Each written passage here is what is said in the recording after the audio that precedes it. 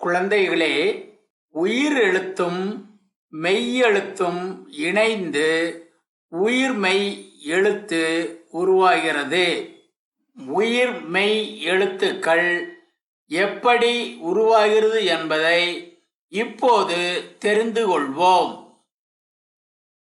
எஞ்ச் கூட்டல் அ ஞ, எஞ்ச் கூட்டல் ஆ ஞா, எஞ்ச் கூட்டல் இ நீ, எஞ்ச் கூட்டல் ஈ நீ, எஞ்ச் கூட்டல் உ ஞு, எஞ்ச் கூட்டல் ஊ ஞு, எஞ்ச் கூட்டல் ஏ நெ, எஞ்ச் கூட்டல் ஏ நெ, எஞ்ச் கூட்டல் ஐ நை, எஞ்ச் கூட்டல் ஓ ஞோ, எஞ்ச் கூட்டல் ஓ ஞோ, எஞ்ச் கூட்டல் ஔ ஞௌ.